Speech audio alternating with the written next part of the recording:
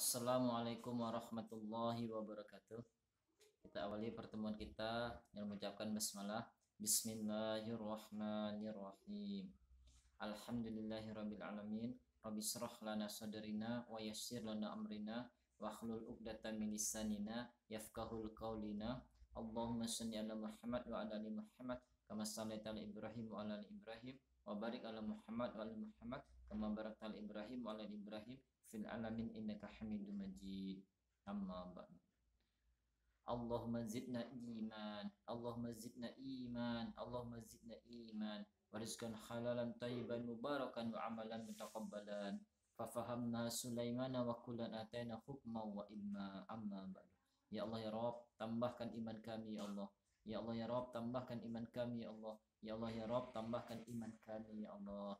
Tambahkan ilmu dan amal kami ya Allah. Tambahkan amal kami, pemahaman kami tentang agama kami ya Allah.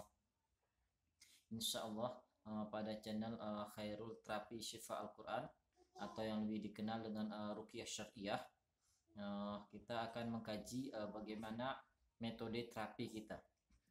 Jadi terapi Syifa Al-Quran ini kita memiliki metode atau kita memiliki thoriqah teknisi, yakni CBA, cleansing, balancing, activity. Apa itu cleansing? Cleansing itu membersihkan. Jadi di dalam kehidupan kita, kalau kita lihat bahwasanya kehidupan ini, kenapa kita bisa sakit? Ada yang tidak seimbang atau ada kotoran. Kotoran ini banyak macamnya. Kalau kita lihat di sejarah membuktikan di dalam Al-Quranul Karim, bahwasanya di antaranya adalah dikarenakan dosa. Nah, jadi harus kita bersihkan dulu dosa kita. Secara ruhaniyah, kita harus bersihkan. Bagaimana cara membersihkan dosa? Tentu kita dengan cara beristighfar, bertaubat, begitu. Nah, dosa ini terbagi lagi. Nah, di antaranya pembagian dosa adalah dosa terhadap diri kita sendiri. Nah, contohnya, kita tidak melakukan kewajiban-kewajiban. Berarti kita membuat dosa untuk diri sendiri. Berikutnya, kita mengerjakan sesuatu yang dilarang oleh Allah dan Rasulnya.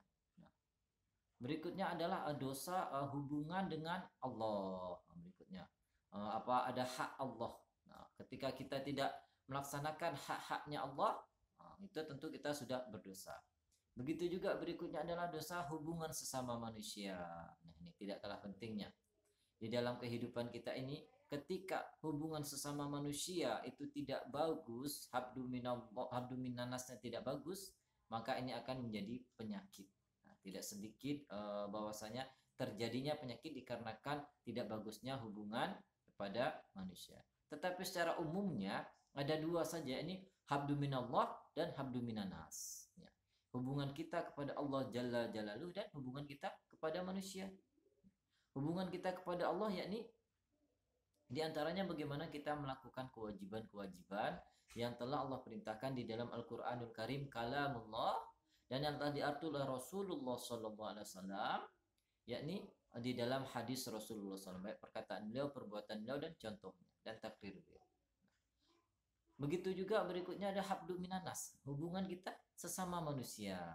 Ini tidak kalah pentingnya mungkin hubungan seorang rekan kerja sama rekan kerja lainnya, atau hubungan seorang ayah kepada anaknya, atau hubungan seorang teman dengan teman yang lainnya. Nah, bercerita tentang teman, ini ada tiga kondisi teman. Pertama, ada teman yang dia sesama di dunia saja. Di dunia dia berteman, tetapi di akhirat dia tidak berteman. Dan sebaliknya, ada orang yang berteman atau bertemu itu di dunia dan di akhirat. Nah, inilah orang-orang beriman, insya Allah. Insya Allah kita termasuk orang begitu. Insya Allah mudah-mudahan Allah termasukkan orang-orang yang beriman. Sehingga kita bertemu di dunia ini, dan insya Allah kelak kita akan nostalgia di akhirat. Kita akan nostalgia di dalam surganya. Hendaknya amin. Amin ya rabbal alamin. Dan ada juga orang yang di atas dunia ini tidak berteman, tidak bertemu.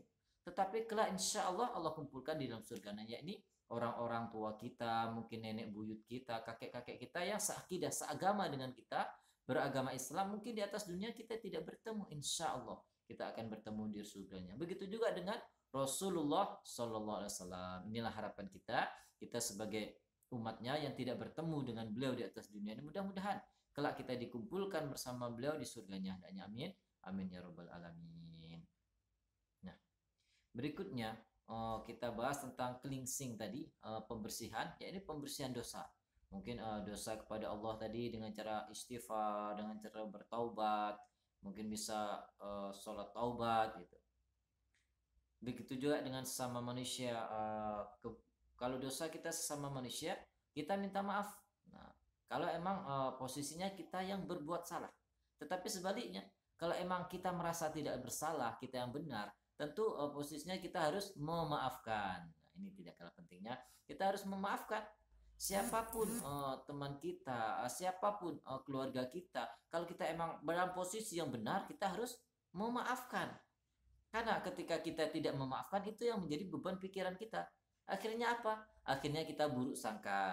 Nah, ini gara-gara ini nih gue begini, ini gara-gara orang itu nih begini, dan lain sebagainya. Nah, makanya oleh karena itu di dalam hadis qudsi sebagaimana artinya, Allah itu tergantung hambanya. Kalau dia berprasangka baik, maka kebaikan yang dia peroleh. Tetapi kalau dia berprasangka jelek, maka kejelekan yang dia peroleh. Nah, begitu pentingnya kita selalu berprasangka baik tentang takdir-takdir Allah. Kullu ma qadarallahu khair. Apapun yang Allah takdirkan kepada diri kita itu yang baik. Terkadang ilmu kita saja yang belum sampai ke sana. Nah, oleh karena itu, ketika ada masalah kita cepat berberi baik sangka kepada Allah, dan berikutnya kita ambil hikmah pelajaran.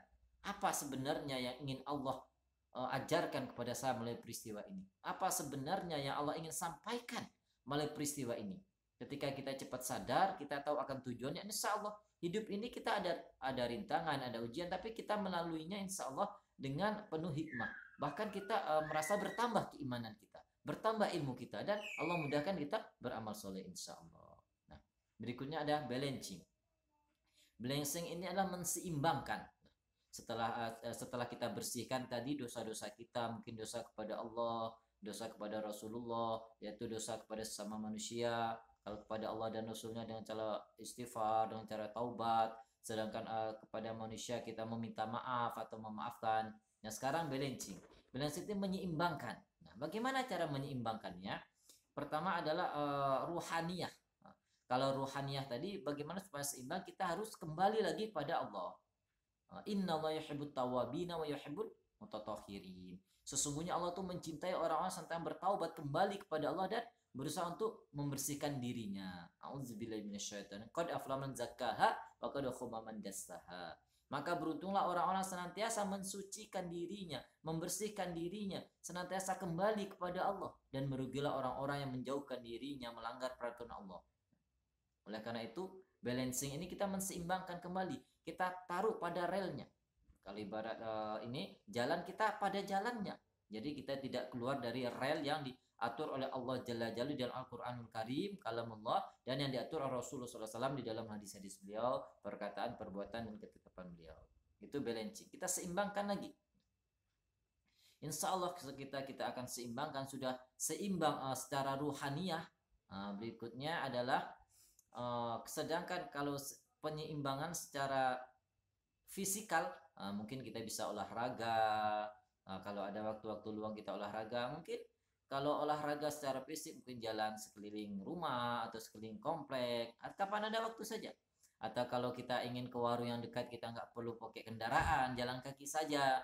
Nah, ini juga adalah untuk menseimbangkan fisik kita. Atau kalau sholat subuh kita cari masjid yang agak jauh dengan jalan kaki.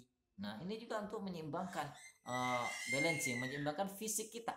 Nah, berikutnya adalah activating. Nah, activating ini adalah bagaimana kita mengaktifkan kembali sel-sel kita, mungkin yang ada rusak atau mungkin ada yang mati gitu. Bagaimana caranya? Di antaranya adalah pertama di antaranya dengan cara meminum madu. Nah, ini di dalam Al-Qur'an khusus surah An-Nahl yang membahas tentang madu. Begitu pentingnya madu. Berarti dengan surah An-Nahl tentang. Nah, ini dia. Ini balancingnya dengan madu. Jadi ini Bapak Ibu kaum muslimat dimanapun berada. Nah, ini madunya. Ini madu yang sudah kita terapi dengan terapi suara Al-Quran. Nah, ini madunya. Nah, ini dengan activity. Mudah-mudahan dengan ini kita benar-benar mengaktifkan kembali, mungkin ada sel-sel yang mati di dalam tubuh kita, mungkin ada sesuatu yang rusak di dalam sel-sel tubuh kita. Insya Allah dengannya adanya madu ini akan kita aktifkan insya Allah. Mudah-mudahan Bapak Ibu yang ini bisa dilihat di sini. Nah, ini bentuk madunya setelah kita terapi insya Allah. Nah, insya Allah setelah kita tadi cleansing, kita bersihkan, sudah itu balancing, kita seimbangkan kembali, sudah activating, insya Allah di dalam apapun kehidupan kita, kondisi keadaan kita, apapun kayak apapun, ada rintangan, cobaan, itu memang sudah hidupnya manusia. Apakah kamu merasa beriman sedangkan kamu belum diuji? Jadi tanda keimanan seseorang adalah kita harus diuji. Semakin tinggi tingkat keimanan kita, maka semakin berat pula ujiannya.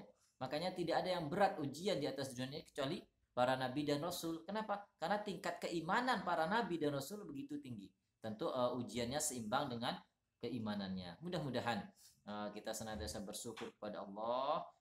Allah beri kita nikmat hidup selama di dunia ini, dan insya Allah Allah beri kita nikmat di dalam kubur kelak, dan insya Allah Allah beri kita nikmat di dalam surganya, sehingga kita benar-benar masuk surga bersama-sama insya Allah, kita, keluarga kita, masyarakat kita, dan bangsa kita insya Allah. Begitu juga hendaknya Allah jauhkan kita dalam kondisi kesusahan hidup di atas dunia ini. Allah jauhkan kita dalam kondisi kesusahan mendapatkan azab di kubur, dan Allah jauhkan kita dari kesusahan di padang mahsyar, dan Allah jauhkan sejauhnya kita dari kondisi kesusahan dari azab neraka. Amin, amin ya rabbal alamin. Baik, untuk pertemuan ini kita tutup dengan hamdalah. Alhamdulillahirabbil alamin.